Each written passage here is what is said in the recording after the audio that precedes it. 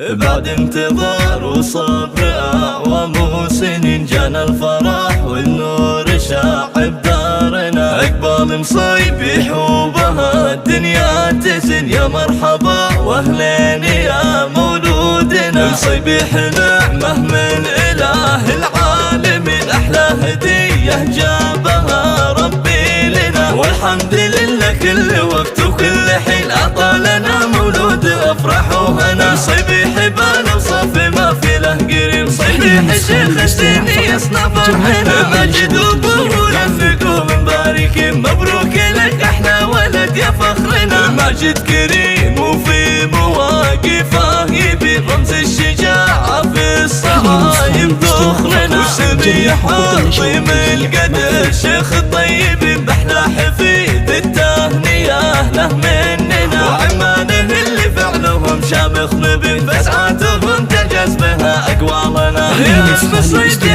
القصور الشامخين للمجد منسسا وأول من بنى. هذه النسخة للاستماع فقط، جميع حقوق النشر على عروش العز والغير انحنى. عسى المصيبي حال فرح 3 سنين، وأيام عمره دايما خير وهنا. بعد انتظار وصبر أعوام سنين جانا الفرح والنور شاع بدارنا. عقبال مصيبي حوبها الدنيا تزن، يا مرحبا واهلين يا مولودنا. مصيبي نعمة من إله العالمين، أحلى هدية جابها ربي لنا. والحمد لله كل وقت وكل حين أعطانا مولود أفرح وهنا. مصيبي حبانا وصافي ما في له قريب، مصيبي شيخ الزين يصنع فرحنا. ماجد وابوه نفقوا مباركين، مبروك لك احلى ولد يا فخرنا. ماجد كريم وفي مواقفه يبي رمز الشجاعة في الصعايب ذخرنا. سميح عظيم القدر شيخ الطيب، بأحلى حفيد التهنئة له مننا. وعمانه اللي فعلهم شامخ نبي، فسعاتهم تجاز بها أقوالنا. يا مصيبي القصور الشامخين للمجد منسسا وأول من بنى. وأخوان